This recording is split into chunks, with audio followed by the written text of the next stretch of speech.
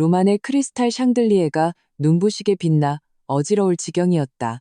테이블 위에 놓인 덱의 다리는 내 팔뚝보다도 굵었다. 옆에 놓인 레드와인병에는 온통 외국어가 쓰여 있어 한눈에 봐도 비싸 보였다. 나는 몸에 걸친 드레스를 매만졌다. 며칠 전 박민준이 나를 데리고 가서 사준 것이었다. 그는 이 자리가 중요하니 격식에 맞게 입어야 한다고 했다. 시어머니 김영숙 여사는 상석에 앉아 있었다. 새빨갛게 칠한 손톱으로 옆에 앉은 최 사장 부인과 담소를 나누고 있었다. 그러다 흘끗 나를 쳐다볼 때면 그 눈빛이 칼날처럼 날카로웠다. 서연아. 그녀가 갑자기 입을 열었다. 크지도 작지도 않은 테이블에 앉은 모든 사람이 들을 수 있을 정도의 목소리였다. 그 드레스 새로 산 것 같은데 얼마 주고 샀니?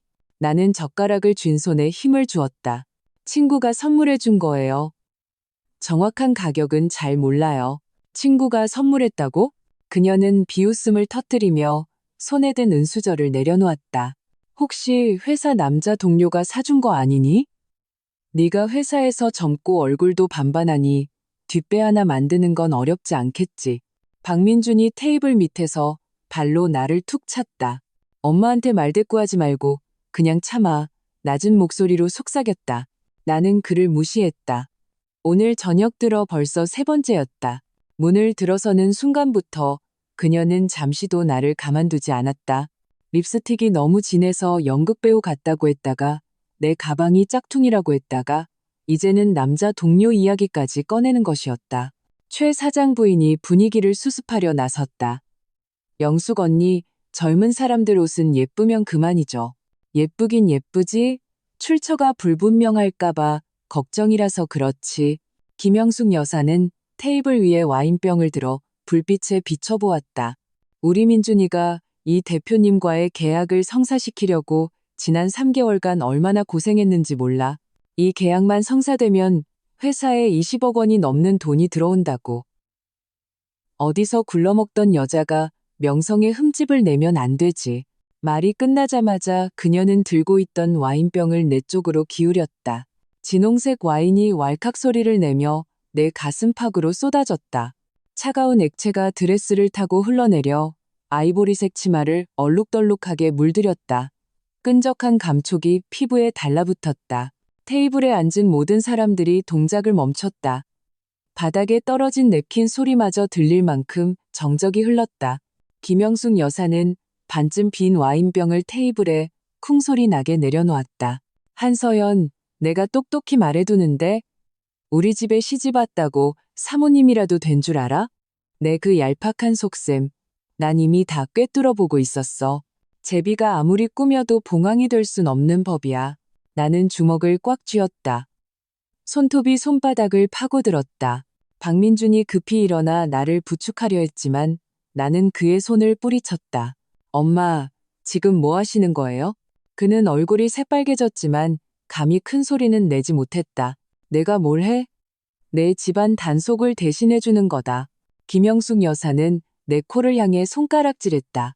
애초에 네가 이 애랑 결혼하겠다고 고집만 안 부렸어도 우리 집안이 뒤에서 이런 손가락질을 받았겠어? 다들 우리 박씨 집안이 신분 상승 노리는 여자를 며느리로 들였다고 수군댄다고. 나는 갑자기 웃음이 터져나왔다. 손으로 얼굴에 묻은 와인을 닦아내고는 상석에 앉은 이 대표님을 향해 돌아섰다. 이 대표님은 오늘 식사 자리에 가장 중요한 손님이었고 박민준의 회사가 어떻게든 계약을 따내려 애쓰는 갑중의 갑인 회장님이었다. 그는 검은색 정장을 입고 머리를 한 오래 흐트러짐 없이 빗어 넘긴 채 손에 튄 와인을 냅킨으로 닦아내고 있었다. 그 눈빛은 얼음처럼 차가웠다. 이 회장님, 나는 두 걸음 앞으로 나아갔다. 내 목소리가 너무나 평온해서 나 자신도 놀랄 정도였다. 저희 시어머니는 제가 돈이나 노리는 여자라고 하시는데 회장님 생각은 어떠세요? 김영숙 여사는 여전히 소리치고 있었다. 네가 감히 이 대표님께 무슨 말을 하는 거야. 저분은 높으신 분이야. 내까지 내 시시콜콜한 일에 신경 쓸 시간 없어. 이 대표님의 동작이 멈췄다. 그는 고개를 들어 내 얼굴을 바라보았다. 그의 눈빛 속 차가움이 서서히 녹아내리며 다른 무언가가 자리 잡았다. 그는 김영숙 여사도 박민준도 보지 않았다. 그저 나를 뚫어지게 바라볼 뿐이었다. 이 대표님은 좋기 30초는 나를 쳐다보았다. 김영숙 여사의 고함 소리는 점점 작아지더니 마치 누가 목을 조른 것처럼 목구멍에서 멎어버렸다. 돈을 노린다? 이 대표님이 마침내 입을 열었다. 목소리는 높지 않았지만 사람을 압도하는 기운이 있었다. 김영숙 여사님, 대체 서연이가 뭘 노렸다는 겁니까? 김영숙 여사는 잠시 멍해졌다가 더듬거리며 말했다. 그 애는 평범한 집안 출신인데 우리 민준이랑 결혼한 게 돈 때문이 아니면 뭐겠어요? 저희 회사가 회장님 회사에 비할 바는 못 되지만 그래도 수십억 원대 자산은 있습니다. 수십억 원? 이 대표님은 웃으며 테이블 위에 청자 찻잔을 들어 한 모금 마셨다. 한서연 실장, 지난달에 재무팀 통해서 별빛 재단에 기부하라고 한 100억 원은 잘 입금됐나? 룸 안의 모든 사람들이 숨을 들이켰다. 박민준도 마찬가지였다. 그가 들고 있던 와인잔이 쨍그랑 소리를 내며 바닥에 떨어져 산산조각 났다. 김영숙 여사는 그대로 뒤로 넘어갈 뻔한 것을 옆에 있던 최 사장 부인이 겨우 부축했다. 100억 원이요? 그녀의 목소리는 형편없이 떨리고 있었다. 말도 안 돼. 걔가 어떻게 그런 큰 돈이? 왜 없다고 생각하지? 이 대표님이 자리에서 일어나 내 곁으로 걸어왔다. 그는 자신의 정장 재킷을 벗어 내 어깨에 걸쳐주었다. 은은한 치자꽃 향기가 나는 옷감이 나를 감싸며 사람들의 따가운 시선을 막아주었다. 그는 손을 들어 와인에 젖어 달라붙은 내 머리카락을 정리해 주었다. 그 동작이 마치 매일 해왔던 것처럼 자연스러웠다. 김 여사님, 아마 모르셨나 본데? 이 대표님은 김영숙 여사를 돌아보았다. 그의 눈빛은 다시 차갑게 돌아와 있었다. 서연이는 제 딸입니다. 쾅하는 소리와 함께 룸 안에 마치 천둥이라도 친 것 같았다. 박민주는 털썩 소리를 내며 바닥에 무릎을 꿇었다. 그는 허둥지둥 바닥에 유리 조각을 줍기 시작했다. 회장님, 그런 뜻이 아니었습니다. 저는 서연이를 진심으로 사랑합니다. 따님이신 줄은 정말 몰랐습니다. 몰랐다고? 이 대표님은 냉소했다. 몰랐으면 내 어머니가 사람들 앞에서 모욕하는 걸 그냥 둬도 되고 너희 집에서 온갖 서름을 겪게 해도 된다는 건가? 박민준 씨, 그게 당신이 말하는 진심인가? 최 사장이 서둘러 중재에 나섰다. 이 대표님, 오해입니다. 다 오해예요. 영숙이가 원래 성격이 좀 직설적이라 그렇지 아기는 없습니다. 아기가 없으면 사람 몸에 와인을 부어도 되는 건가? 아빠가 그의 말을 끊었다. 오늘 일은 제가 똑똑히 기억하겠습니다. 귀사와 협력하려던 일도 없던 걸로 하죠. 김영숙 여사가 갑자기 울음을 터뜨리며 아빠의 바짓가랑이라도 붙잡을 듯 달려들었지만 옆에 있던 경호원에게 저지당했다. 회장님, 제가 잘못했습니다. 정말 잘못했어요. 부디 너그러이 용서해 주십시오. 나는 아빠의 재킷을 단단히 여몄다. 아까 저한테 와인을 부을 때는 왜 용서해달라는 생각을 못 하셨어요? 그녀는 내 말에 아무 대꾸도 못하고 바닥에 주저앉아 통곡했다. 화장은 다 번지고 아이라이너가 뺨을 타고 흘러내리는 모습이 꼭 광대 같았다. 아빠가 내 등을 토닥였다. 가자. 집에 가서 옷 갈아입어야지. 나는 고개를 끄덕이고 그를 따라 밖으로 나갔다. 박민준 곁을 지날 때 그가 갑자기 내 발목을 붙잡았다. 서연아, 제발 날 용서해줘. 이번엔 정말 내가 잘못했어. 우리 다시 시작하면 안 될까? 나는 발을 들어 그를 차버렸다. 뒤도 돌아보지 않았다. 다시 시작하자고? 내가 모욕당할 때 참으라고만 하던 남자랑? 우리 집안 형편을 무시하던 남자랑? 꿈깨. 호텔 문을 나서자 저녁바람이 불어왔다. 몸에서 나는 술 냄새가 더욱 짙어졌다. 아빠는 나를 차에 태우고 따뜻한 물 한 병을 건넸다. 속상했지? 나는 병뚜껑을 열어 한 모금 마셨다. 따뜻한 물이 목을 타고 넘어가자 갑자기 눈물이 쏟아졌다. 아빠, 죄송해요. 결국 아빠까지 나서게 만들어서 바보 같은 소리. 그가 내 눈물을 닦아주었다. 아빠가 네가 스스로 부딪혀보라고 한 건 이렇게 괴롭힘 당하라고 한 게 아니야. 누구든 감히 내 딸을 괴롭히는 녀석은 내가 가만두지 않을 거다. 차가 출발한 지 얼마 되지 않아 내 핸드폰이 울렸다. 박민준이었다. 나는 받지 않고 바로 차단해버렸다.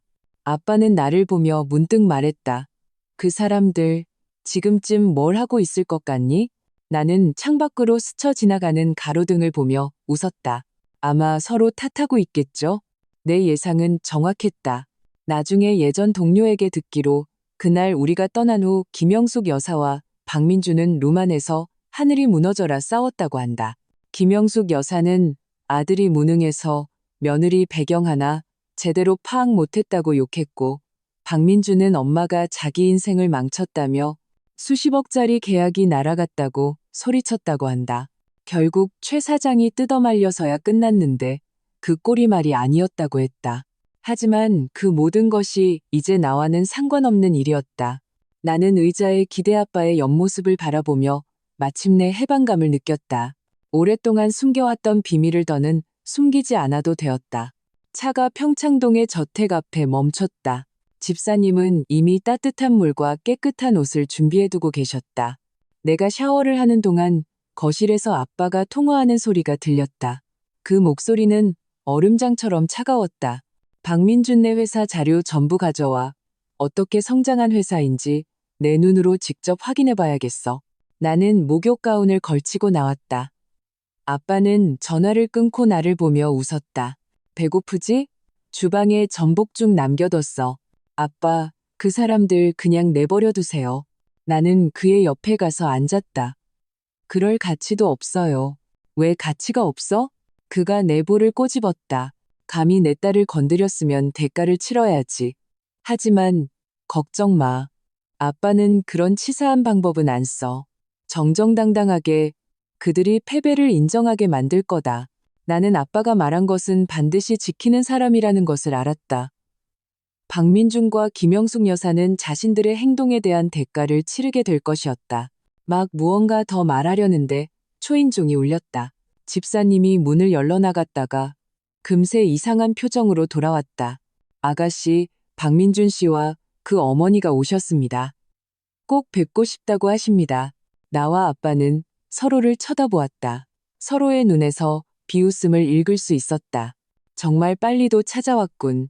집사님의 말이 채 끝나기도 전에 저택 문이 벌컥 열렸다. 박민준이 김영숙 여사를 부축하며 안으로 뛰어들어왔다. 두 사람의 머리는 닭 둥지처럼 헝클어져 있었고 정장 바지에는 흙탕물이 묻어 있었다. 방금 전 호텔에서의 번지르르한 모습과는 딴판이었다. 한서연, 박민주는 김영숙 여사의 팔을 뿌리치고 내 앞으로 달려왔다. 가슴이 격하게 오르내렸다. 왜 날 속였어? 당신이 이 회장님 딸이면서 왜 평범한 집안이라고 거짓말했냐고. 날 속이는 게 그렇게 재밌었어? 나는 전복죽 그릇을 들고 있던 손을 멈췄다. 그릇에서 피어오르는 김이 시야를 흐릿하게 만들었다. 속였다고? 나는 그릇을 크리스탈 테이블 위에 내려놓았다. 맑은 부딪히는 소리가 났다. 내가 언제 우리 부모님이 평범하다고 말한 적 있어? 내가 낡은 빌라에 살고 2월 상품 옷을 입는 걸 보고 네가 멋대로 판단한 거잖아. 그건 너의 편견이지. 내 잘못이 아니야. 그랬어도 사실대로 말했어야지. 그는 내 손목을 하얗게 질릴 정도로 꽉 잡았다. 우리는 부부잖아. 그렇게 비밀을 숨기는 건 날 가족으로 생각하지 않았다는 거잖아. 가족? 나는 그의 손을 세게 뿌리쳤다. 손목에 붉은 자국이 남았다. 내 엄마가 사람들 앞에서 나한테 와인을 부었을 때 넌 나한테 참으라고 했어. 그녀가 나를 돈만 밝히는 여자라고 욕할 때 넌 고개 숙이고 못 들은 척했지. 이제 와서 내가 이 회장님 딸인 걸 아니까 가족 생각이나? 김영숙 여사가 갑자기 달려들어 박민준을 밀쳐내고는 가식적인 미소를 지었다. 서연아, 얘 좀 봐줘. 너무 급해서 정신이 나갔나 보다. 다 이 엄마가 잘못했어. 엄마가 너한테 사죄할게. 사죄는 필요 없어요. 나는 가방에서 녹음기를 꺼내 재생 버튼을 눌렀다. 안에서는 어젯밤 박민준의 술 취한 목소리가 흘러나왔다. 엄마, 이 대표님 계약만 따내면 한서연이랑 이혼할 핑계 찾을 거야. 그 촌스러운 꼴 데리고 다니기 창피해. 위자료로 한 2천만 원 쥐어주고 쫓아내면 돼. 녹음이 채 끝나기도 전에 박민주는 미친 사람처럼 달려들어 녹음기를 빼앗으려 했다. 너 언제 녹음한 거야? 아빠 곁에 있던 경호원이 그를 단번에 제압했다. 박민주는 버둥거리며 소리쳤다. 한서연, 너 정말 악독하다. 처음부터 다 계산하고 있었지? 우리 집안 망신당하는 꼴 보려고. 계산? 나는 냉소했다. 내가 계산적이었다면 애초에 너랑 결혼하지도 않았어. 박민준, 넌 처음부터 나를 사랑한 게 아니야. 네가 사랑한 건 네가 기댈 수 있다고 착각했던 사모님이라는 허상이었지. 유감스럽게도 난 남자한테 기댈 필요 없는 사람이라서. 김영숙 여사가 갑자기 짝소리가 나게 박민준의 뺨을 때렸다. 이 망할 놈, 네가 감히 서연이랑 이혼할 생각을 해? 그러고는 금세 울상이 되어 나에게 애원했다. 서연아, 쟤 그냥 술김에 헛소리한 거야. 마음에 담아두지 마. 헛소리라고? 박민주는 뺨을 감싸준 채 그녀를 노려봤다.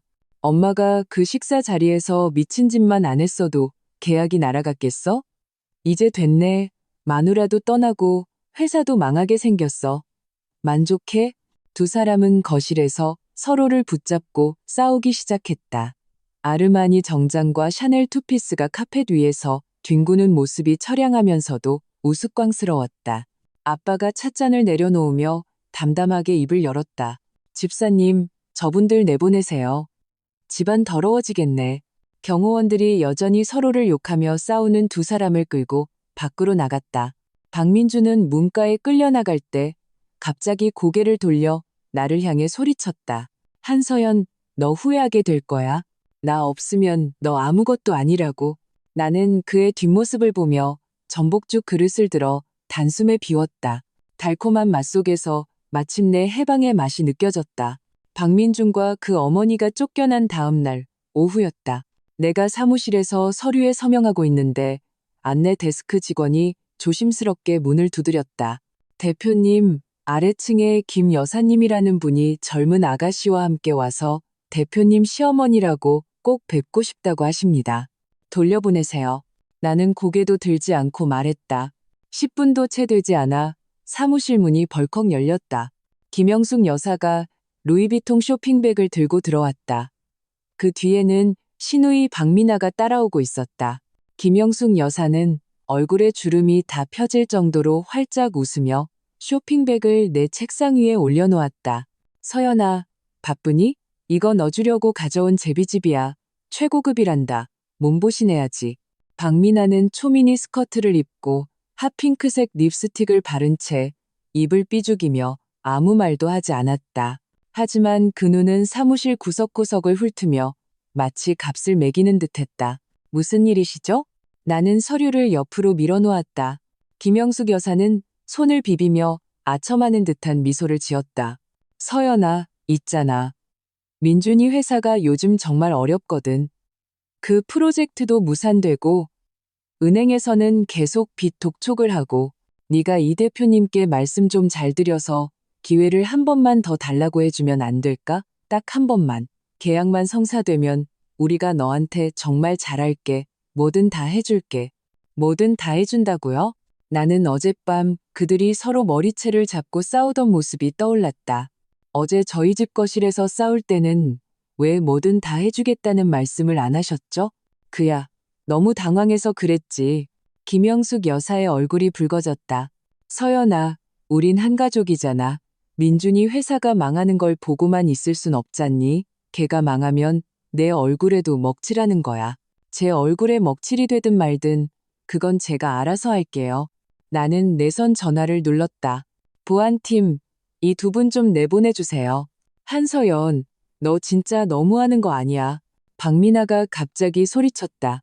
우리 오빠가 너 가난한 거 무시하고 결혼해줬는데 이제 와서 좀 도와달라니까 이리저리 빼기만 하고. 네가 이 대표님 딸이라는 빽 믿고 이러는 거잖아. 뭐가 그렇게 대단해? 내가 가난한 게 싫었다고? 나는 그녀를 쳐다보았다. 작년에 내 서랍에서 50만 원 훔쳐서 게임기 샀을 때는 왜 내 돈이 싫다고 안 했니? 100만 원짜리 한정판 운동화 사달라고 조르다가 안 사주니까 회사에 내 험담하고 다녔을 때는 왜 싫다고 안 했어? 박미나의 얼굴이 순식간에 새하얘졌다. 김영숙 여사가 황급히 그녀를 뒤로 끌어당겼다. 애가 어려서 철이 없어서 그래. 네가 이해 좀 해라. 철이 없다고요? 나는 자리에서 일어났다. 제 22살이에요. 돈 훔치고 거짓 소문 퍼뜨리는 게 철없는 행동인가요? 김 여사님, 두 분 다 어서 나가세요. 여기서 더 망신당하지 마시고요. 보안 요원들이 들어와 두 사람을 끌고 나갈 때 김영숙 여사는 여전히 소리치고 있었다. 한서연, 너 후회할 거야. 우리 미나 아직 시집도 안 갔는데 네가 어떻게 우리를 외면할 수 있어. 그들이 끌려나가는 순간 박미나는 갑자기 고개를 돌려 나를 노려봤다. 한서연, 기다려. 내가 가만 안 둘 거야. 나는 굳게 닫힌 문을 바라보며 책상 위에 제비집을 쓰레기통에 던져버렸다. 저런 사람들의 물건은 내 사무실에 있을 자격이 없다. 박미나가 엄포를 놓은 지 사흘째 되던 날, 나는 주차장에서 박민준과 마주쳤다. 그는 몸에 잘 맞는 정장을 입고 커다란 흰 장미 꽃다발을 들고 있었다. 머리도 깔끔하게 빗어 넘긴 모습이 이전의 초라한 모습과는 딴판이었다. 서연아, 그는 꽃을 내밀며 아첨하는 눈빛을 보냈다. 네가 제일 좋아하는 흰 장미야. 제일 신선한 걸로 사려고 꽃집을 세 군데나 돌았어. 나는 그를 피해 차 쪽으로 걸어갔다. 그는 급히 따라와 차문을 막아섰다. 서연아, 내가 잘못했어. 정말이야. 다시 한 번만 기회를 줘. 우리 다시 시작하자. 응? 싫어. 나는 차 문을 열었다. 우리 이혼해. 이혼? 그의 얼굴이 하얗게 질렸다. 내 팔을 붙잡았다. 우리 엄마랑 미나 때문에 그래? 내가 이미 혼내줬어. 앞으로 너한테 잘하겠다고 약속도 했고 그 사람들 때문이 아니야. 나는 그의 손을 뿌리쳤다. 너 때문이야, 박민준. 넌 나를 사랑한 게 아니야. 이 회장님 딸이라는 타이틀을 사랑한 거지. 그건 어젯밤 내 녹음 파일만 들어봐도 알 수 있어. 그건 내가 술에 취해서 헛소리한 거야. 그는 초조한 듯 이마에 땀이 송골송골 맺혔다. 주머니에서 벨벳 상자를 꺼내 열었다. 안에서는 다이아몬드 반지가 눈부시게 빛났다. 서연아, 봐. 너 주려고 새로 산 반지야. 3캐럿짜리. 전에 것보다 10배는 커. 앞으로는 뭐든지 내 말만 들을게. 집안 돈도 전부 네가 관리해. 우리 엄마랑 미나가 또 너 괴롭히면 내가 집에서 쫓아낼게. 나는 그 반지를 보며 갑자기 헛웃음이 나왔다. 박민준, 이런 걸로 내 마음을 돌릴 수 있을 거라고 생각했어? 너무 순진하네. 그럼 내가 어떻게 해야 날 용서할 건데? 그가 갑자기 털썩 소리를 내며 바닥에 무릎을 꿇었다. 주변을 지나가던 사람들이 모두 멈춰서서 구경했다. 서연아, 난 너 없으면 안 돼. 회사가 망해도 괜찮고 돈이 없어도 괜찮아. 하지만 너 없이는 못 살아. 일어나. 나는 미간을 찌푸렸다. 여기서 창피하게 굴지 마. 네가 날 용서 안 해주면 안 일어날 거야. 그는 고개를 든 채 눈시울을 붉혔다. 네가 아직 날 사랑하는 거 알아. 그렇지 않았으면 애초에 나랑 결혼하지도 않았을 거잖아. 그땐 내가 눈이 멀었었지. 나는 핸드폰을 꺼내 이혼합의서 사진을 띄웠다. 이혼 서류는 이미 다 작성했어. 재산은 한 푼도 필요 없으니까 도장만 찍어. 그는 핸드폰 화면을 보며 얼굴에서 핏기가 점점 사라졌다. 너 처음부터 다 계획하고 있었구나. 그래. 나는 핸드폰을 집어넣었다. 내 엄마가 나한테 와인을 부었을 때 네가 나한테 참으라고 말한 그 순간부터 난 이미 마음 정했어. 그는 그 자리에 얼어붙었다. 손에 들고 있던 장미꽃다발이 바닥에 떨어져 지나가던 차에 짓밟였다. 나는 차에 올라탔다. 문을 닫기 전 그의 중얼거림이 들렸다. 말도 안 돼. 나한테 이럴 순 없어. 차가 주차장을 빠져나갈 때 나는 백미러로 그를 흘끗 보았다. 그는 여전히 그 자리에 무릎을 꿇고 있었다. 마치 버려진 아이처럼. 하지만 내 마음에는 한 점의 동요도 없었다. 어떤 사람들은 동정할 가치조차 없다. 집에 돌아오니 아빠가 정원에서 꽃에 물을 주고 있었다. 내가 돌아온 것을 보고 웃으며 물었다. 박민준이 또 찾아왔다며? 네. 꽃이랑 반지를 들고 와서 용서해달라고 하더라고요. 나는 등나무 의자에 앉아 그가 건네는 레몬수를 받았다. 이혼하자고 했어요. 아빠는 물뿌리개를 내려놓고 내 손을 토닥였다. 잘 생각했다. 그런 기회주의적인 남자는 너랑 안 맞아. 이야기를 나누는 동안 핸드폰이 또 울렸다. 박민준이 보낸 문자였다. 서연아, 난 포기 안 해. 내가 널 진심으로 사랑한다는 걸 꼭 증명해 보일게.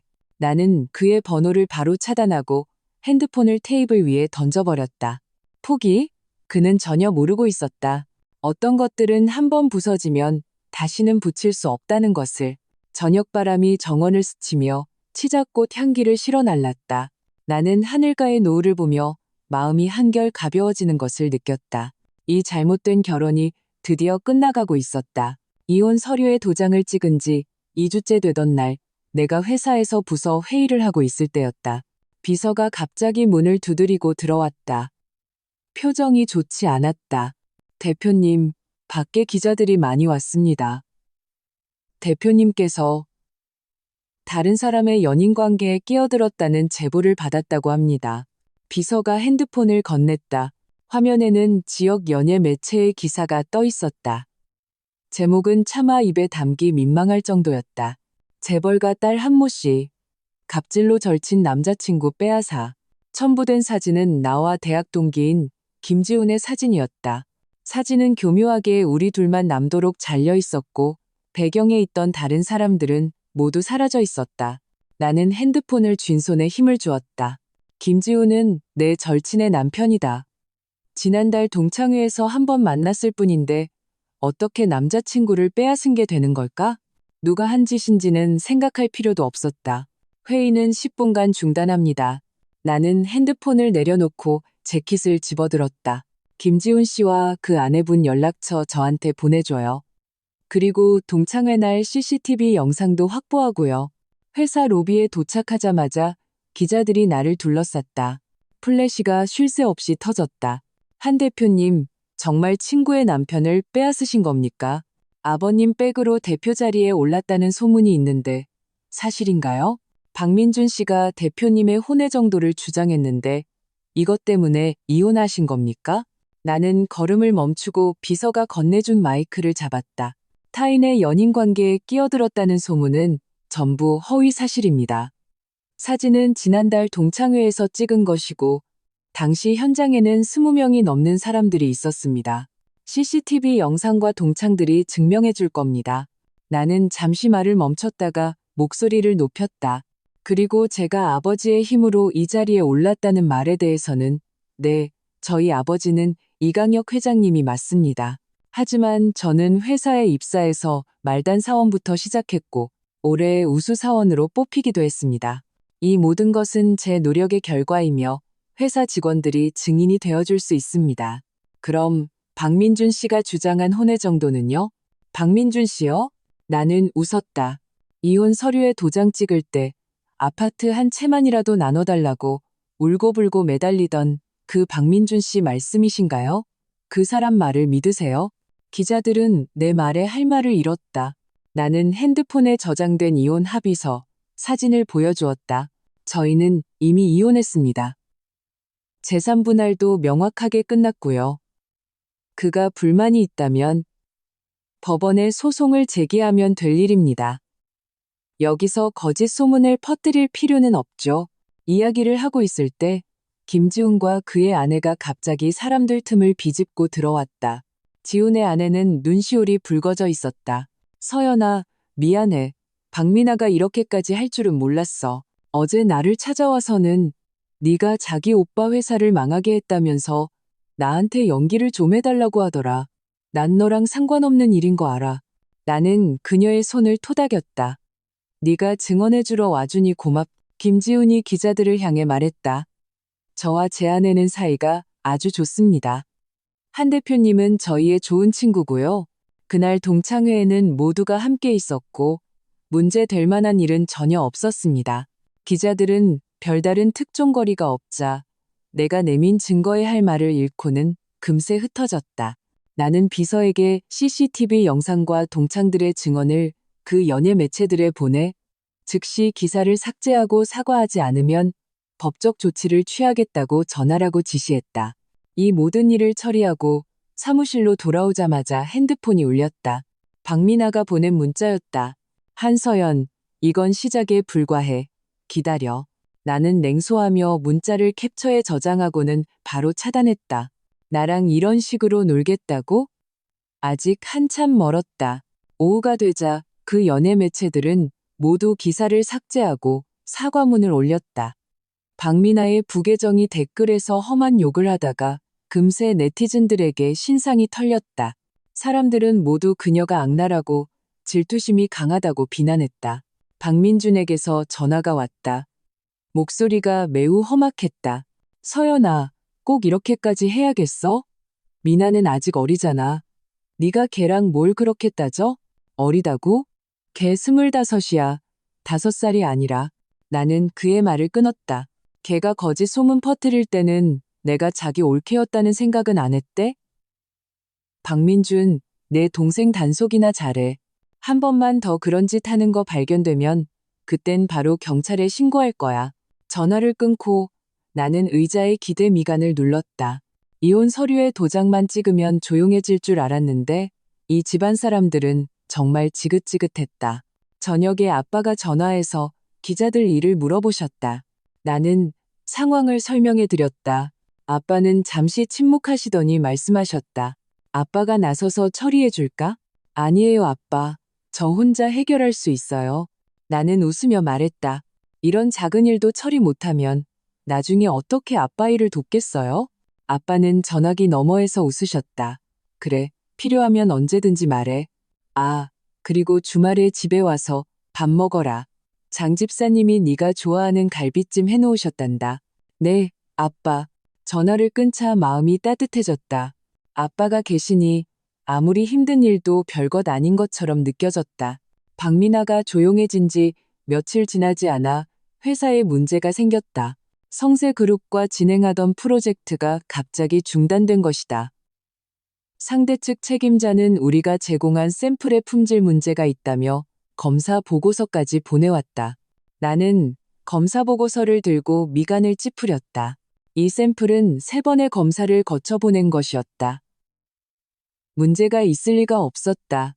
나는 기술팀의 재검사를 지시했고 결과는 역시 문제없음이었다. 상대 측이 제공한 보고서는 명백히 위조된 것이었다. 최근에 이 샘플에 접근한 사람이 누군지 확인해 주세요. 나는 보고서를 책상에 던졌다. 그리고 성세그룹왕 이사님께 연락해서 제가 직접 뵙고 설명드리고 싶다고 전해주세요. 기술팀은 금세 조사 결과를 가져왔다. 최근 프로젝트 팀 외에 샘플에 접근한 사람은 창고 관리자인 이 과장뿐이었다. 나는 이 과장을 사무실로 불렀다. 그는 들어오자마자 고개를 숙이고 내 눈을 마주치지 못했다. 이 과장님, 이 샘플에 누가 손댄 거죠? 나는 그를 쳐다보았다. 과장님은 저와 3년을 함께 일했고 저는 과장님을 항상 믿었습니다. 무슨 일이 있으면 솔직하게 말씀하세요. 만약 제가 직접 알아내게 되면 그 결과는 아실 겁니다. 이 과장의 얼굴이 하얗게 질렸다. 그는 털썩 소리를 내며 바닥에 무릎을 꿇었다. 대표님, 제가 잘못했습니다. 박민준 씨의 어머님이 그분이 저를 찾아오셨습니다. 샘플에 뭔가를 좀 섞어주면 5억 원을 주겠다고 하셨습니다. 제가 순간 눈이 멀어서 또 김영숙 여사였다. 나는 주먹을 꽉 쥐었다. 손톱이 살을 파고들 지경이었다. 돈은 받았나요? 아, 아직. 일이 성공하면 주시겠다고. 이 과장의 목소리가 심하게 떨렸다. 대표님, 제가 정말 잘못했습니다. 한 번만 기회를 주십시오. 당신은 해고입니다. 나는 그를 쳐다보았다. 아는 것을 전부 서면으로 작성하세요. 증거로 제출하면 당신의 책임은 묻지 않겠습니다. 그렇지 않으면 쓰겠습니다. 지금 바로 쓰겠습니다. 이 과장은 황급히 일어나 펜과 종이를 들고 빠르게 진술서를 작성했다. 이 과장의 진술서를 들고 나는 바로 성세그룹의 왕이사를 찾아갔다. 왕이사는 진술서와 우리의 검사 보고서를 보고는 얼굴이 굳어졌다. 한 대표님, 죄송합니다. 제가 상황을 제대로 파악하지 못하고 프로젝트를 중단시켰습니다. 이 일은 제가 책임지고 처리하겠습니다. 샘플은 재검사하고 프로젝트는 계속 진행하도록 하죠. 왕이사님, 누가 위조된 검사 보고서를 이사님께 전달했는지 명확히 밝혀주셨으면 합니다. 나는 그를 쳐다보았다. 이렇게 악의적으로 협력 관계를 망치는 일은 다시는 없었으면 합니다. 왕 이사는 고개를 끄덕였다.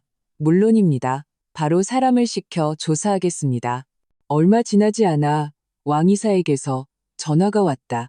김영숙 여사가 그의 먼 친척을 통해 위조된 검사 보고서를 전달했으며 그 대가로 상대방에게 2천만 원의 사례금을 주었다는 것이었다. 한 대표님, 죄송합니다. 제가 관리를 소홀히 했습니다. 왕 이사의 목소리에는 미안함이 가득했다. 그 친척은 이미 해고했습니다.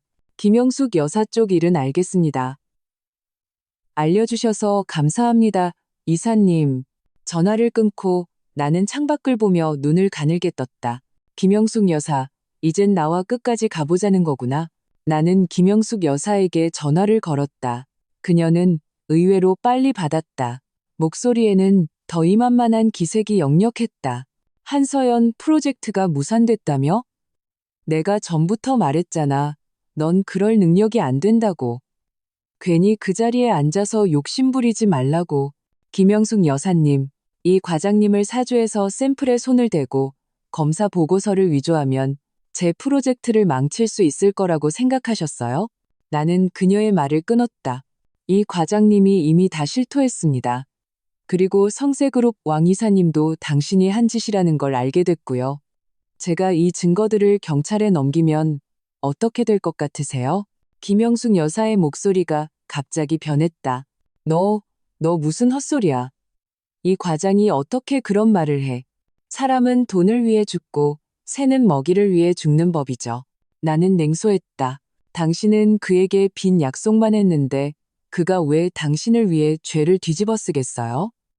김영숙 여사님 경고하는데 다시는 이런 장꾀 부리지 마세요. 다음엔 정말 가만히 있지 않을 겁니다. 네가 감히. 그녀의 목소리가 날카로워졌다.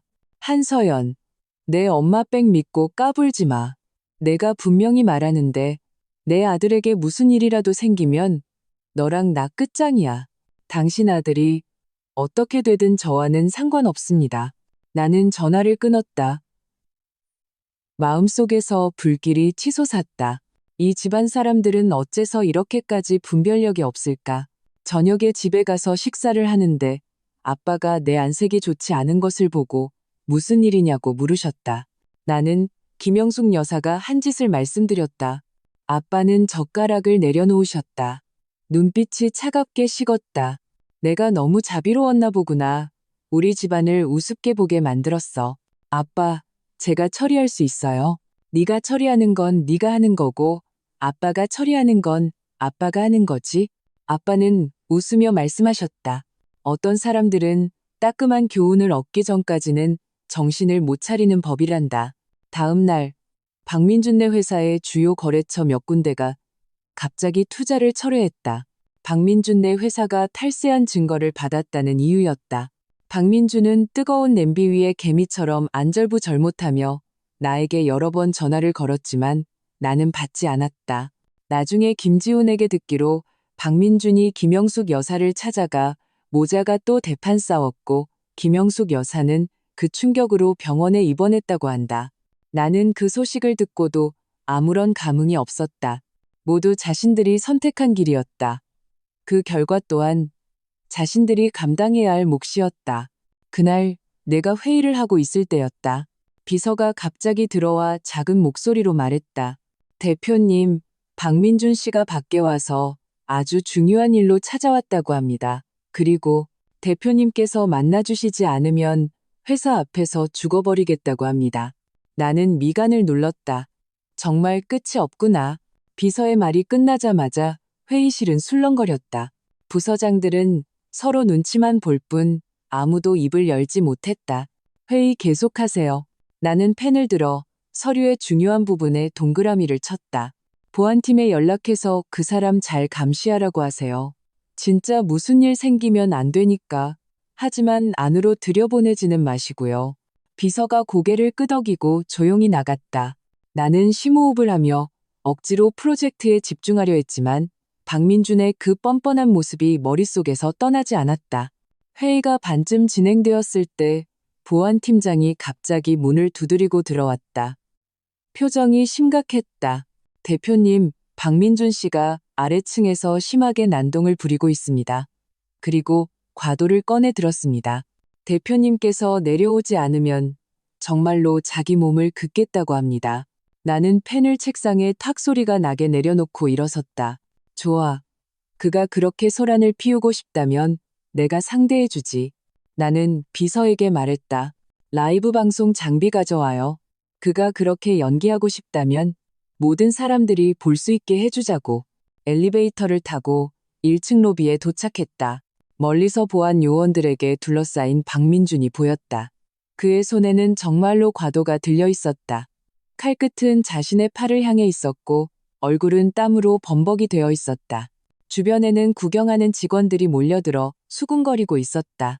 한서연, 드디어 내려왔구나. 그는 나를 보고 눈을 빛내며 칼을 팔에 더 가까이 댔다. 네가 날 도와주지 않으면 난 오늘 여기서 죽을 거야. 나는 그를 무시하고 로비 중앙으로 걸어갔다. 비서가 건네준 라이브 방송용 카메라를 향해 말했다. 직원 여러분, 그리고 화면을 보고 계신 모든 분들, 이 사람은 제 전 남편인 박민준 씨입니다. 그는 지금 칼을 들고 저를 협박하며 파산 직전에 자기 회사를 살려달라고 요구하고 있습니다. 박민준의 얼굴이 순식간에 하얗게 질렸다. 너 뭐 하는 거야? 꺼! 카메라 꺼! 왜? 무서워. 나는 냉소했다. 방금 전까지는 기세등등했잖아. 칼 들고 사람 협박할 때는 남들이 볼 거라는 생각은 못했나 보지? 나도 어쩔 수 없었어. 그가 갑자기 울음을 터뜨렸다. 눈물 콧물이 범벅이 되어 흘러내렸다. 회사는 곧 망하고 우리 엄마는 병원에 누워 계셔. 내가 무너지면 우리 집은 끝장이야. 서연아, 우리가 부부였던 정을 생각해서라도 제발 나 좀 도와줘. 부탁이야. 부부였던 정? 나는 핸드폰을 꺼내 녹음 파일을 재생했다. 그럼 이것도 한번 들어보지. 핸드폰에서는 그가 어제 다른 사람과 통화하는 목소리가 흘러나왔다. 한서연네 회사 핵심 기술 데이터만 빼내면 왕 사장님이랑 손잡을 수 있어. 그러면 재기하는 건 물론이고 그 여자도 완전히 무너뜨릴 수 있다고. 걔 마음 약하잖아. 내가 불쌍한 척 연기 좀 하면 분명히 넘어올 거야. 녹음이 채 끝나기도 전에 박민준은 미친 사람처럼 달려들어 핸드폰을 빼앗으려 했지만 보안 요원들에게 단단히 제압당했다. 너 언제 녹음한 거야? 날 미행했어? 사람들 모르게 하고 싶으면 애초에 하지 말았어야지. 나는 핸드폰을 주머니에 넣었다. 네가 내 그 소위 중마고우라는 사람을 우리 회사 기술직에 위장 취업시켜서 핵심 데이터를 훔칠 수 있을 거라고 생각했어? 박민준, 너도 참 순진하구나. 그의 친구 장철민은 며칠 전 실제로 우리 회사에 지원했었다. 이력서는 흠잡을 데 없이 완벽했다. 하지만 기술 면접에서 우리 회사의 핵심 기술에 대해 전혀 알지 못했다. 그때부터 나는 무언가 이상하다고 생각했고 인사팀의 조사를 지시했다. 역시나 그가 박민준과 매우 가깝게 지낸다는 사실이 드러났다. 이미 기술팀의 모든 핵심 데이터를 암호화하라고 지시했어. 네가 훔치고 싶어도 훔칠 수 없을 거야. 나는 그를 쳐다보았다. 그리고 네가 말한 그 왕 사장님, 방금 나한테 전화했어. 네가 수익의 30%를 주기로 하고 너랑 같이 연기해달라고 부탁했다면서? 맞지? 박민준은 바닥에 주저앉았다. 손에 들고 있던 과도가 쨍그랑 소리를 내며 바닥에 떨어졌다. 그의 눈빛은 텅 비어 있었다. 네가 이런 장꾀로 날 속일 수 있을 거라고 생각했어? 나는 몸을 낮춰 그의 눈을 바라보았다. 박민준, 넌 처음부터 잘못됐어. 네가 정직하게 사업을 하고 자꾸 꼼수 부릴 생각만 안 했어도 회사가 이 지경까지 오지는 않았을 거야. 주변 직원들은 수군거리고 있었다. 어떤 사람은 핸드폰으로 사진을 찍고 어떤 사람은 박민준을 향해 파렴치하다고 욕했다. 이 사람 끌어내세요. 나는 일어섰다. 앞으로 다시는 이 사람을 회사에 들여보내지 마세요. 또 와서 소란 피우면 즉시 경찰에 신고하고요. 박민준은 보안 요원들에게 끌려나가면서 갑자기 소리쳤다. 한서연, 내가 가만 안 둘 거야. 너 두고 봐. 나는 그를 무시하고 카메라를 향해 말했다. 여러분, 죄송합니다. 볼성 사나운 모습을 보여드렸네요. 오늘부터 회사 보안을 강화하여 모든 외부인은 반드시 신원을 등록하도록 하겠습니다. 기술팀은 정기적으로 시스템을 점검하여 데이터 유출을 방지해 주시기 바랍니다. 말을 마치고 나는 라이브 방송을 끄고 사무실로 돌아섰다. 자리에 앉자마자 기술팀장이 문을 두드리고 들어왔다. 대표님, 장철민이 방금 저희 암호화 시스템을 해킹하려던 것을 포착했습니다. 다행히 차단했고 증거도 확보했습니다. 좋아요. 나는 고개를 끄덕였다. 증거를 정리해서 변호사에게 넘기세요. 그를 고소할까요? 당연하죠. 나는 창밖을 보았다. 고소할 뿐만 아니라 모든 사람들이 알게 해야 합니다. 우리 회사에 손대는 자들이 어떤 대가를 치르게 되는지를요. 오후에 변호사는 고소장을 박민준에게 전달했다. 듣기로는 그가 고소장을 받았을 때 병원에서 김영숙 여사의 병원비를 수납하고 있었다고 한다. 그 자리에서 바로 기절했다고 아빠에게서 전화가 왔다. 어떻게 처리했는지 물으셨다. 나는 상황을 설명해드렸다. 아빠는 웃으며 말씀하셨다. 잘했다. 그렇게 해야지. 우리가 만만하게 보이면 안 돼. 그냥 좀 피곤하네요. 나는 의자에 기댔다. 계속 이런 사람들과 얽히는 게 지겨워요. 이 일들 다 처리하고 나면 아빠가 너 데리고 여행 가서 바람 좀 쐬고 오자. 좋아요. 전화를 끊자 마음이 한결 가벼워졌다. 저녁 퇴근길 회사 건물을 막 나서는데 김영숙 여사가 문 앞에 서 있는 것이 보였다. 그녀는 많이 야위었고 머리도 희끗희끗해져 있었다. 몹시 초췌해 보였다. 서연아, 그녀가 다가왔다. 목소리가 아주 작았다. 얘기 좀 할 수 있을까? 나는 미간을 찌푸렸지만 이내 고개를 끄덕였다. 여기서 하세요. 내가 잘못했다. 그녀가 갑자기 나에게 허리를 숙여 인사했다. 예전에 내가 다 잘못했어. 내가 너무 욕심이 많고 속물이라서 일을 이 지경으로 만들었어. 민준이는 철이 없으니 내가 대신 너한테 사과할게. 사과는 필요 없어요. 나는 그녀를 쳐다보았다. 그를 잘 설득해서 더 이상 소란 피우지 말고 조사에 잘 협조해서 선처를 받도록 하세요. 알아, 안다. 그녀는 눈물을 훔쳤다. 오늘 온 건 이걸 돌려주려고 온 거야. 그녀는 가방에서 작은 상자를 꺼냈다. 열어보니 예전에 우리 엄마가 상견례 선물이라며 그녀에게 주었던 옥팔찌 한 쌍이 들어있었다. 이건 너무 귀한 물건이라 우리 집안이 가질 자격이 없어. 나는 그 옥팔찌를 보며 받지 않았다. 서연아, 우리가 너한테 잘못한 거 알아. 용서해 달라고도 안 할게. 그녀는 상자를 내 손에 쥐어주었다. 앞으로는 다시는 널 귀찮게 하지 않을게. 너는 잘 살아. 말을 마치고 그녀는 뒤돌아 걸어갔다. 구부정한 뒷모습이 몹시 쓸쓸해 보였다. 나는 상자를 든 채 그 자리에 서 있었다. 마음이 복잡했다. 어쩌면 이것이 최선의 결말일지도 모른다. 막 차에 타려는데 핸드폰이 갑자기 울렸다. 모르는 번호였다. 받자 안에서 음산한 목소리가 들려왔다. 한 대표님? 박민준을 감옥에 보냈다면서요? 정말 대단하시네. 하지만 너무 더이해하지는 마. 다음은 당신 차례니까. 전화가 갑자기 끊겼다. 나는 핸드폰을 쥔 채 심장이 쿵하고 내려앉는 것을 느꼈다. 아무래도 아직 끝난 게 아닌 것 같았다. 손 안의 핸드폰이 아직 뜨거웠다. 그 음산한 목소리가 귓가에 달라붙은 거미줄 같았다. 나는 상자 안의 옥팔찌를 만지작거렸다. 차가운 감촉에 정신이 번쩍 들었다. 차에 오르기 전 회사 정문을 돌아보았다. 가로등 불빛이 방금 김영숙 여사가 서 있던 자리를 하얗게 비추고 있었다. 마치 닦이지 않은 얼룩처럼. 변호사 사무실로 가주세요. 나는 기사님께 말했다. 이 변호사는 한밤중에 찾아온 나를 보고 급히 따뜻한 차를 내주었다. 한 대표님, 이렇게 늦게 무슨 급한 일이라도. 나는 핸드폰 통화 기록을 보여주었다. 이 변호사님, 이 번호 좀 추적해 주세요.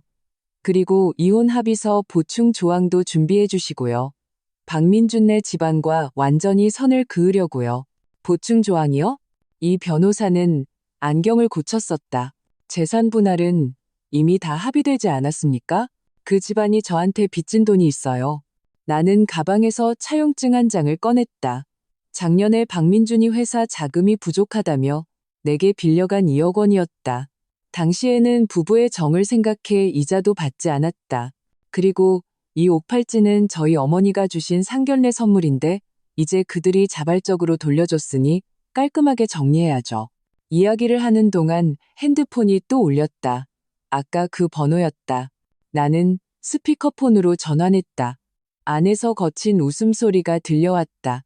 한 대표님, 내가 누군지 알아냈나? 나 왕철이야. 박민준이랑 같이 일했던 사람. 네가 그놈을 감옥에 쳐넣어서 내 수익 30%가 날아갔잖아. 이 빚은 너한테 받아야겠어. 이 변호사는 즉시 녹음기를 꺼냈다. 왕철 씨, 사업가를 협박하는 건 불법입니다. 잘 생각하고 행동하시는 게 좋을 겁니다.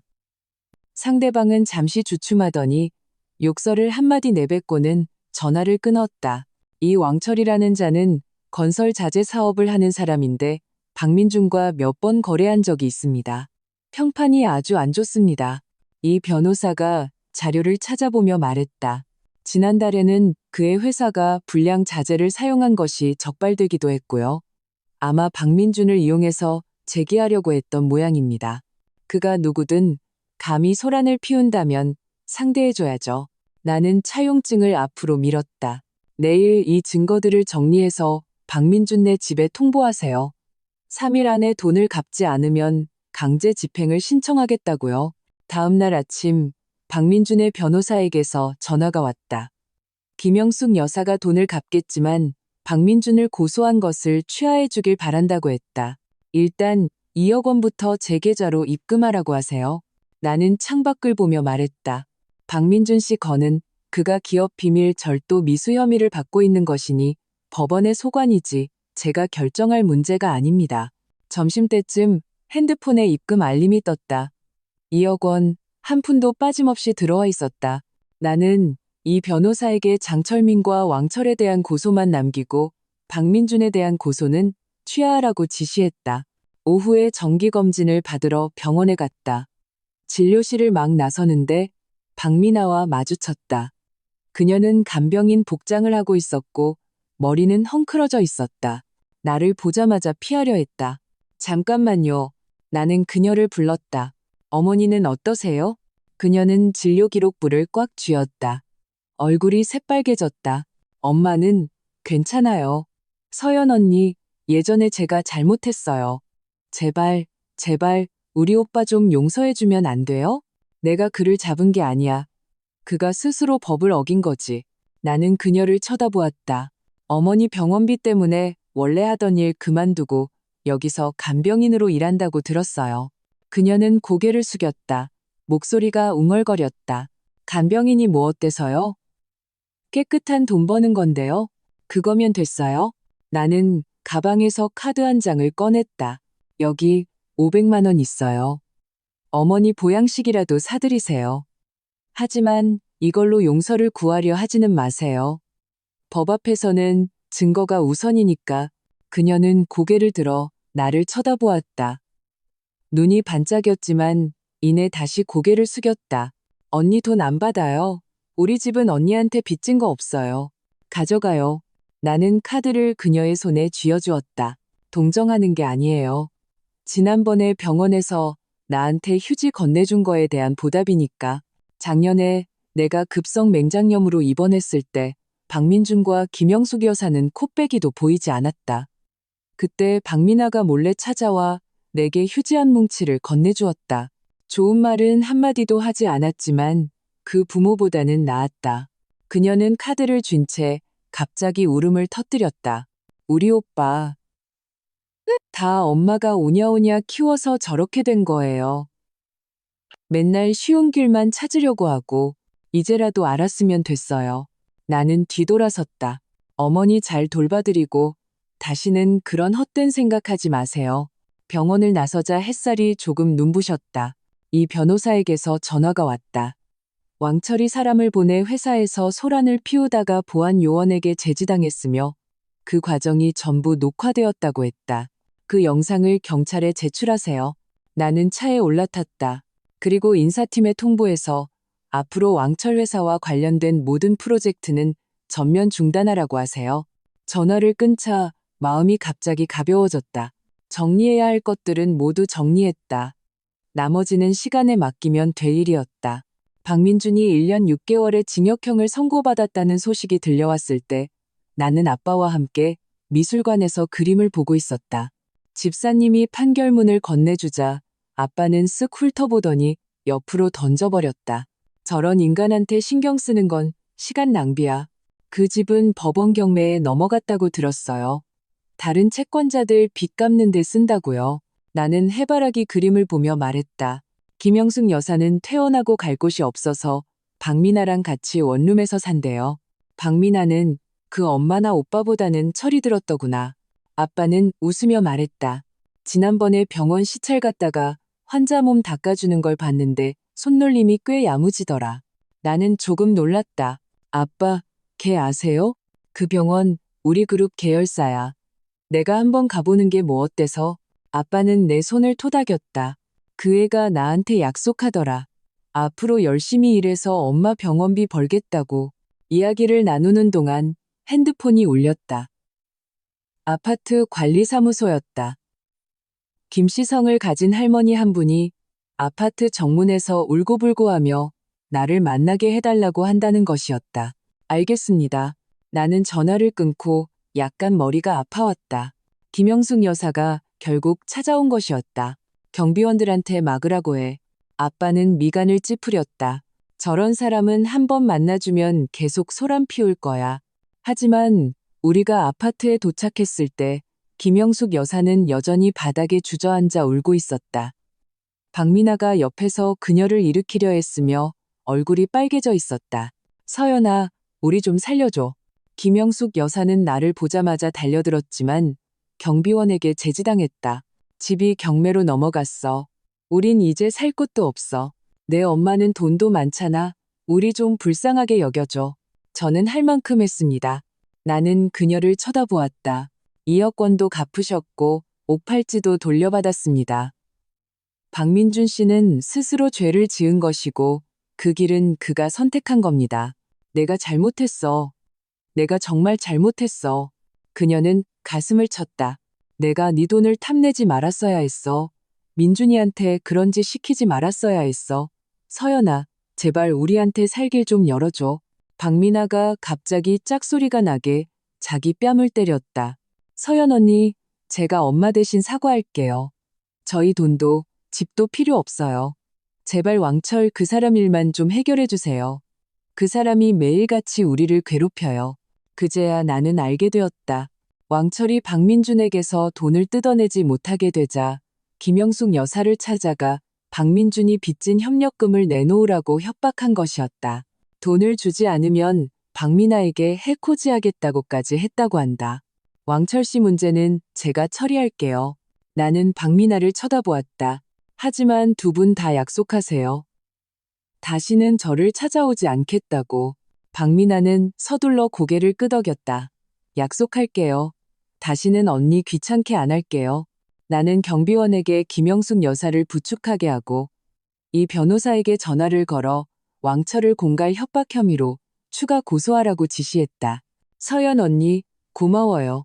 박미나는 김영숙 여사를 부축하며 작은 목소리로 말했다. 엄마는 제가 잘 모실게요. 오빠 나오면 다시 제대로 살도록 할 거고요.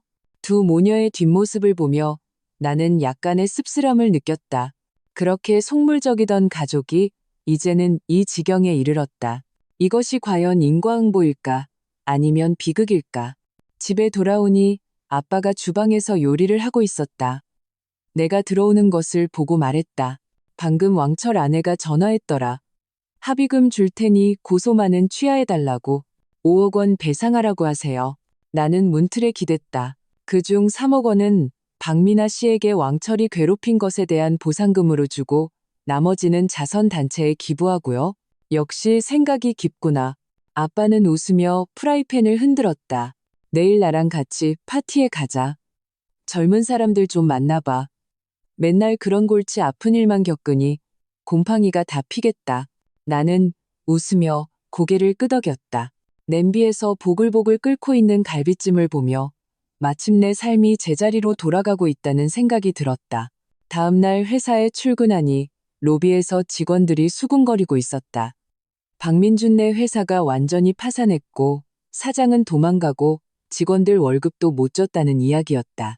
대표님, 혹시 인사팀장이 말을 흐렸다. 우리 회사에서 최근 신입 사원을 뽑고 있으니 그 회사 직원들을 우선적으로 채용해 주세요. 나는 그를 쳐다보았다. 하지만 분명히 말해두세요. 그들이 불쌍해서 그런 거지. 제가 그 집안과 관계가 있어서가 아니라고요. 팀장은 고개를 끄덕였다. 눈이 빛났다. 네. 바로 처리하겠습니다. 바쁘게 움직이는 그의 뒷모습을 보며 마음이 갑자기 환해졌다. 복수가 목적이 아니었다. 그들보다 더 잘 살고 당당하게 살아가는 것, 그것이 가장 강력한 반격이었다. 퇴근할 때 박미나에게서 문자가 왔다. 3억 원을 받았고 왕철의 번호는 차단했다는 내용이었다. 그리고 고맙다는 말도 덧붙여 있었다. 나는 잘 지내요라고 답장하고 핸드폰을 가방에 넣었다. 석양이 유리창을 통해 들어와 바닥에 긴 그림자를 들이우고 있었다. 마치 미래로 향하는 길처럼 석양의 그림자가 바닥에서 채 씻기도 전에 다음날 아침 뉴스 알림 소리에 소름이 돋았다. 핸드폰 화면에 박민준, 탈세 혐의로 형량 추가라는 제목이 떠올랐다. 사진 속 그는 죄수복을 입고 머리를 짧게 깎은 채 텅 빈 눈으로 마른 우물처럼 허공을 응시하고 있었다. 나는 핸드폰을 아빠에게 건넸다. 아빠는 은수저로 전복죽을 뜨고 있었다. 8개월 추가돼서 총 2년 2개월이네. 국세청에서 이미 주시하고 있었어. 재판이 안 끝나서 기다려준 것뿐이야. 아빠는 전복죽을 내 쪽으로 밀어주었다. 가짜 영수증으로 비용 처리해서 탈세한 금액만 수억 원이야. 가볍게 넘어갈 리가 없지. 이야기를 나누는 동안 박미나에게서 전화가 왔다. 목소리가 가을바람에 흔들리는 나무잎처럼 떨리고 있었다. 서연 언니, 우리 오빠가 안에서 다른 사람이랑 싸워서 독방에 갇혔대요. 혹시 언니가? 난 못해요. 나는 그녀의 말을 끊었다. 교도소에는 교도소의 규칙이 있어요. 그가 저지른 잘못은 그가 감당해야죠. 미나 씨, 정말 오빠를 위한다면 자꾸 쉬운 길만 찾으려고 하지 마세요. 안에서 제대로 반성하게 둬요. 그녀는 한참 동안 침묵하더니 갑자기 울음을 터뜨렸다. 알겠어요. 고마워요, 언니. 전화를 끊자 이 변호사에게서 메시지가 왔다. 왕철의 재판 결과가 나왔는데 공갈 협박과 불량 자재 사용 등 여러 혐의가 병합되어 3년형을 선고받았다고 했다. 그의 아내는 회사를 팔아서야 겨우 배상금을 마련했고 지금은 아이들을 데리고 고향으로 내려갔다고 한다. 정말 죄는 죄대로 받는구나. 나는 창밖을 보았다. 아래층 목련이 한창이었다. 박민준의 옛 사업 파트너들은 그의 형량이 추가되었다는 소식을 듣고는 모두 그와 선을 그었다고 한다. 면회조차 가지 않는다고. 저런 사람은 원래 벽이 무너지면 모두가 밀어버리는 법이야. 아빠가 다가와 서류 한 뭉치를 건네주었다. 이건 서부 신도시 부지 입찰 제안서야. 네가 한번 해봐. 나는 서류를 펼쳐보고 눈을 빛냈다. 서부 신도시 부지는 위치가 매우 좋았다. 주변에 학교와 병원이 들어설 예정이라 모두가 탐내는 황금 땅이었다. 아빠, 설마 이것도 아빠 힘으로. 내가 아니라 내 힘이라고 생각해. 아빠가 내 이마를 톡 쳤다. 이 기획안은 네가 지난달에 밤새워 만든 거잖아. 난 그냥 제출하는 걸 도와줬을 뿐이야. 따낼 수 있느냐는 내 능력에 달렸어. 나는 아빠의 팔짱을 끼며 웃었다. 임무 완수하겠습니다. 입찰 현장에 가는 날, 우연히 박민준의 전비서였던 김대리와 마주쳤다. 그는 지금 작은 회사에서 팀장으로 일하고 있었다. 나를 보자마자 서둘러 인사했다. 한 대표님, 오랜만입니다. 오랜만이네요. 김 팀장님, 잘 지내시죠? 네, 덕분에요. 박 사장님 곁을 떠나니 마음이 편하네요. 그는 한숨을 쉬었다. 사실 박 사장님도 처음부터 저러지는 않으셨어요. 나중에 김 여사님이나 왕철 같은 사람들과 어울리면서 변질된 거죠. 자꾸 쉬운 길만 찾으려다 저 지경까지 이른 거고요. 사람은 누구나 자신의 선택에 책임을 져야죠. 나는 그의 어깨를 토닥였다. 열심히 하세요. 나중에 기회가 되면 같이 일하죠. 입찰은 순조롭게 진행되었다. 우리 회사의 제안서는 환경보호와 지역사회 연계를 고려한 점에서 심사위원들의 만장일치로 통과되어 마침내 그 부지를 따냈다. 소식이 퍼지자 회사 주가는 크게 올랐다. 예전에는 우리를 거들떠보지도 않던 대기업들이 앞다투어 협력 제안을 해왔. 저녁 축하 파티에서 인사팀장이 웃으며 말했다. 대표님, 지금 바깥에서는 대표님을 재계의 여장부라고 부릅니다. 나는 웃으며 와인잔을 들었다. 제가 대단한 게 아니라 모두가 함께 노력한 결과입니다. 건배하는 순간 핸드폰에 문자가 왔다. 박민아였다. 엄마 퇴원하셨어요. 작은 원룸 하나 구해서 살고 있어요. 저는 회계사무소에 취직했어요. 월급은 적지만 마음은 편해요. 고마워요, 언니. 나는 웃는 얼굴 이모티콘을 보냈다. 마음이 갑자기 평온해졌다. 예전에는 넘지 못할 것 같았던 벽들이 사실은 이를 악물고 버티면 그냥 지나가는 것이었다. 서부 신도시 프로젝트가 시작되는 날, 커팅식의 붉은 리본이 햇살 아래 반짝였다. 아빠는 내 곁에 서서 웃으며 말했다. 딸, 내 엄마 젊었을 때 보는 것 같구나. 당연하죠. 제가 아빠 딸이잖아요. 나는 아빠의 팔짱을 끼고 공사 현장에서 바쁘게 움직이는 인부들을 보며 가슴 벅찬 성취감을 느꼈다. 이 프로젝트는 최신 친환경 기술을 도입했고 시민들에게 무료로 개방되는 공익 녹지 공간도 계획했다. 소식이 알려지자마자 큰 호응을 얻었고 시장님까지 직접 현장을 방문해 우리 회사가 사회적 책임감이 투철하다고 칭찬했다. 대표님, 해외의 한 회사에서 스마트홈 프로젝트 협력을 제안해왔습니다. 비서가 자료를 건넸다. 담당자가 다음 주에 한국에 도착하는데 대표님과 직접 만나고 싶어 합니다. 나는 자료를 펼쳐보고 눈을 빛냈다. 이 회사는 업계 선두주자로 기술력이 뛰어났다. 이들과 협력한다면 회사 발전에 큰 도움이 될 것이었다. 일정 잡으세요. 다음 주에 시간 비워둘게요. 한창 바쁜데 안내 데스크에서 전화가 왔다. 윤 씨 성을 가진 남자분이 나를 찾아왔는데 내 대학 동기라고 한다는 것이었다.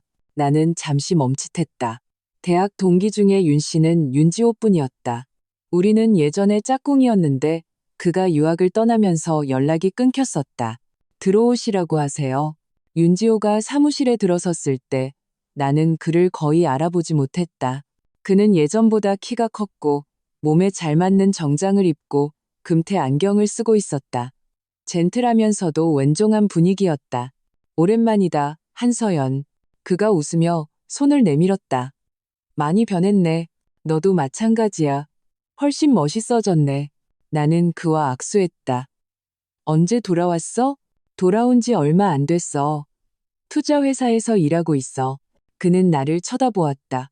내 소식은 다 들었어. 정말 대단하다고 생각해. 내가 뭐가 대단해? 사람 잘못 만난 게? 진흙탕 속에서 기어나와 이렇게 멋지게 살아남은 게 대단하지. 그는 내게 서류 한 부를 건넸다. 이건 우리 회사의 투자 의향서야. 너랑 같이 일하고 싶어. 나는 서류를 펼쳐보고 놀랐다. 그의 회사가 우리의 스마트홈 프로젝트에 투자하고 싶어 했고 제시한 조건도 매우 파격적이었다. 윤지호, 이거 설마 동창이라는 이유로. 그런 거 아니야. 그가 웃었다. 우리가 조사를 해봤는데 너희 회사의 기술력과 팀은 잠재력이 충분해. 투자할 가치가 있어. 물론 동창이라는 관계가 있으니 소통하기는 더 편하겠지. 나는 그의 진실한 눈빛을 보며 마음이 갑자기 따뜻해졌다. 이 세상에는 여전히 순수한 협력과 우정이 존재했다. 협력은 순조롭게 진행되었다. 윤지호의 회사는 자금뿐만 아니라 선진 기술과 경영 노하우까지 가져다 주었다. 우리의 스마트홈 프로젝트는 출시되자마자 시장에서 폭발적인 반응을 얻었고 주문이 반년치나 밀렸다. 회사 규모는 점점 커져 원래 수십 명이었던 직원이 수백 명으로 늘어났고 해외에 지사까지 설립했다. 나도 예전에 작은 대표에서 이제는 남들이 한 회장님이라고 부르는 사람이 되었다. 한 번은 비즈니스 포럼에 참석했다가 기자들에게 둘러싸여 인터뷰를 하게 되었다. 한 회장님, 지금처럼 성공하신 비결이 있으신가요? 나는 잠시 생각하다가 웃으며 말했다. 비결이라고 할 것까지는 없고요. 그냥 성실하게 일하고 작은 이익에 욕심내지 않고 남을 해치지도 남에게 해코지 당하는 것을 두려워하지도 않는 겁니다. 그리고 무슨 일이 생겨도 당황하지 않고 스스로 해결할 수 있다고 믿는 것이죠. 포럼이 끝나고 윤지호가 나를 집까지 데려다 주었다. 차 안에서는 우리가 대학 시절 좋아했던 노래가 흘러나왔다. 다음 달에 동창회 하는데 너도 갈 거지? 그가 물었다. 응, 가야지. 다들 어떻게 지내는지 궁금하네. 그럼 내가 데리러 갈게. 나는 창밖을 보았다. 도시의 네온 사인이 별처럼 반짝이고 있었다. 예전에는 하늘이 무너질 것 같았던 일들이 지금 와서 보니 그저 인생길 위에 작은 돌부리에 불과했다. 집에 돌아오니 아빠가 박민준네 회사 파산 관련 뉴스를 보고 있었다. 신문에는 김영숙 여사가 법원 앞에서 피켓을 들고 시위하는 사진이 실려 있었다. 몹시 초췌한 모습이었다. 아직도 저러고 있네. 법원 감정가가 너무 낮다면서 돈을 더 받아내려고 하는 모양이야. 아빠가 한숨을 쉬었다. 박민아가 몇 번이나 말렸는데도 듣지를 않는데 정말 답이 없구나. 내버려 두세요. 나는 차를 한 잔 탔다. 사람은 각자 자기 운명이 있는 법이죠. 핸드폰에 박민아에게서 문자가 왔다. 공인회계사 시험에 합격했고 다음 달부터 큰 회사에 출근하게 되었다는 내용이었다. 나는 웃으며 축하해라고 답장했다. 마음속으로 문득 깨달았다. 삶은 결코 노력하는 사람을 배신하지 않는다. 그저 앞을 향해 달려가면 된다. 썩은 사람들과 썩은 일들은 뒤로 던져버리고 앞에는 언제나 좋은 풍경이 당신을 기다리고 있을 것이다. 박민아에게 답장을 보내고 핸드폰을 주머니에 넣기도 전에 진동이 울렸다. 윤지호였다. 동창회 토요일 저녁 7시로 정해졌어. 예전 그 장소에서 보자. 나는 웃으며 좋아라고 답장했다. 고개를 드니 아빠가 거울 앞에서 치파오를 입어보고 있었다. 연한 녹색의 실크 원단에 난초문에 자수가 은은하게 수놓여 있어 아빠의 안색을 더욱 환하게 만들어 주었다. 아빠, 어디 가세요? 토요일에 자선 파티가 있어. 내 윤 아저씨랑 같이 가기로 했어. 아빠가 몸을 돌렸다. 참, 너 동창회 끝나고 시간 되면 나 좀 데리러 와. 문제 없죠. 나는 아빠의 옷깃을 정리해 주었다. 윤 아저씨, 요즘 우리 집에 자주 오시네요? 아빠는 웃으며 내 등을 가볍게 쳤다. 어린애가 쓸데없는 소리. 우리는 자선재단 일 때문에 만나는 거야. 토요일 동창회에는 윤지호와 함께 갔다. 예전 그 장소는 리모델링을 해서 나무 간판이 네온사인으로 바뀌어 있었지만 마당의 석류나무는 그대로였다. 잎이 무성한 모습이 마치 오랜 친구 같았다. 동창들은 나를 보자마자 웃으며 다가왔다. 아무도 박민준 얘기를 꺼내지 않았고 억지로 아첨하는 사람도 없었다. 마치 대학 시절로 돌아간 것 같았다. 어떤 사람은 일 얘기를, 어떤 사람은 아이 얘기를 하며 분위기는 화기애애했다. 서연아, 너 지호랑 사귀는 거 아니지? 반장이 짓궂게 눈을 찡긋했다. 우리 다 보고 있었어. 학교 다닐 때도 걔가 맨날 내 자리 맡아주고 그랬잖아. 나는 얼굴이 붉어져서 막 입을 열려는데 윤지호가 말을 가로챘다. 지금 열심히 쫓아다니는 중이야. 다들 좀 도와줘. 동창들은 모두 웃음을 터뜨리며 우리에게 러브샷을 하라고 부추겼다. 나는 주스잔을 들고 마음이 꿀을 마신 것처럼 달콤했다. 모임이 끝나고 윤지호는 내 손을 잡고 골목길을 걸었다. 달빛이 우리의 그림자를 길게 늘어뜨렸다. 사실 내가 한국에 돌아온 건 일 때문만은 아니야. 그가 갑자기 걸음을 멈추고 나를 바라보았다. 우리 엄마가 내 엄마랑 오랜 친구거든. 엄마가 네가 이혼했다는 소식을 전해주면서 나한테 널 좀 챙겨주라고 하셨어. 그런데 챙겨주다 보니까 더 이상 친구로만 있고 싶지 않더라.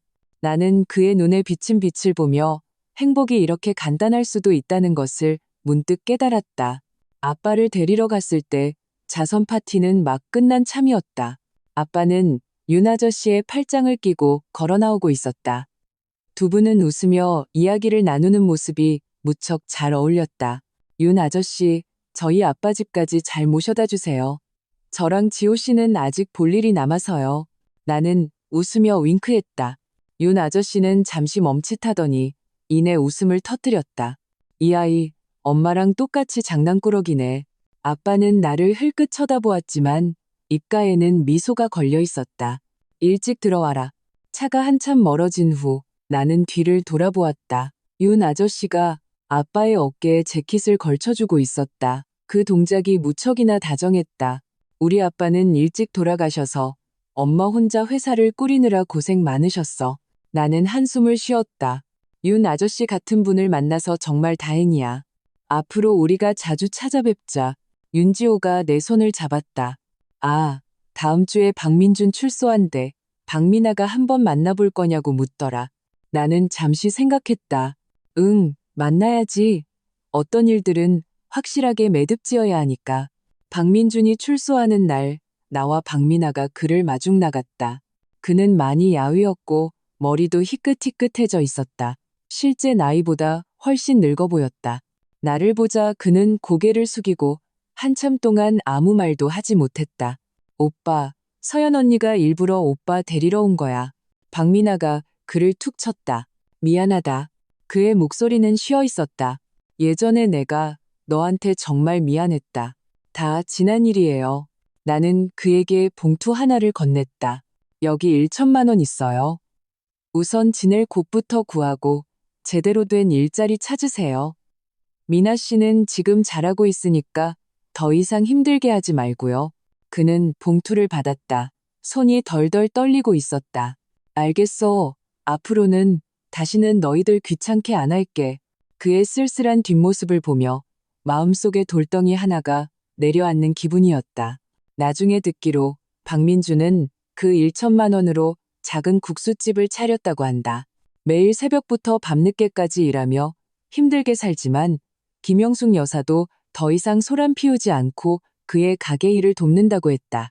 가끔 박민아가 남자친구를 데리고 와서 식사를 하는데 가족이 나름 화목해 보인다고 했다. 나와 윤지호의 결혼식은 이듬해 봄, 목련이 한창일 때 열렸다. 아빠는 맞춤 제작한 치파오를 입으셨고 윤 아저씨가 아버지의 자격으로 내 손을 잡고 윤지호에게 건네주었다. 앞으로 우리 딸한테 잘해. 안 그러면 내가 가만 안 둬? 윤지호의 아버지가 그의 어깨를 두드리며 말했다. 아버님, 걱정 마세요. 윤지호가 내 손을 잡았다. 평생을 다해 서연이를 아껴줄 겁니다. 결혼식에 박민아가 직접 수놓은 쿠션한 쌍을 선물로 보내왔다. 위에는 백년해로라고 수놓여 있었다. 서연 언니, 고마워. 그녀는 웃으며 말했다. 우리 오빠 지금 잘 지내. 국수집 장사도 잘 되고 엄마도 이제 마음 잡으셨어. 다행이다. 나는 그녀를 안아주었다. 앞으로 자주 연락하자. 결혼 후 나와 윤지호는 양가의 회사를 합병하여 사업을 더욱 확장했다. 하지만 우리는 초심을 잃지 않고 여성창업지원재단을 설립하여 예전의 나처럼 어려움을 겪었지만 여전히 노력하며 살아가는 여성들을 도왔다. 한 번은 재단 강연회에서 한 어린 소녀가 나에게 물었다. 한 회장님, 사람이 평생을 살면서 대체 뭘 위해 사는 걸까요? 나는 연단 아래 반짝이는 수많은 눈들을 보며 문득 그 와인이 쏟아졌던 밤과 울면서 지새웠던 날들이 떠올랐다. 떳떳함을 위해서요. 나는 웃으며 말했다. 스스로에게 부끄럽지 않기 위해서요. 다른 사람이 뭐라고 하든 어떻게 보든 당신이 누구인지 어디로 가야 하는지를 알아야 해요. 작은 이익에 욕심내지 말고 남을 해치지 말고 자신의 기준을 지키세요. 그러면 삶은 저절로 좋아질 거예요. 강당에 뜨거운 박수 소리가 울려 퍼졌다. 윤지호는 연단 아래에서 나를 바라보고 있었다. 그의 눈에는 온통 빛이 가득했다. 집으로 돌아오는 길, 석양이 하늘을 황금빛으로 물들이고 있었다. 나는 윤지호의 어깨에 기댄 채 창밖으로 스쳐 지나가는 풍경을 보았다. 문득 깨달았다. 예전에 넘지 못할 것 같았던 벽들, 나에게 상처를 주었던 사람들은 사실 모두 나의 성장을 돕기 위해 온 것이었다. 중요한 것은 당신이 무엇을 만났는지가 아니라 그것을 어떻게 마주했는가이다. 당신이 활짝 피어나면 맑은 바람은 저절로 불어온다. 당신이 강해지면 세상이 당신을 위해 길을 열어줄 것이다. 아마도 이것이 삶의 가장 좋은 모습일 것이다.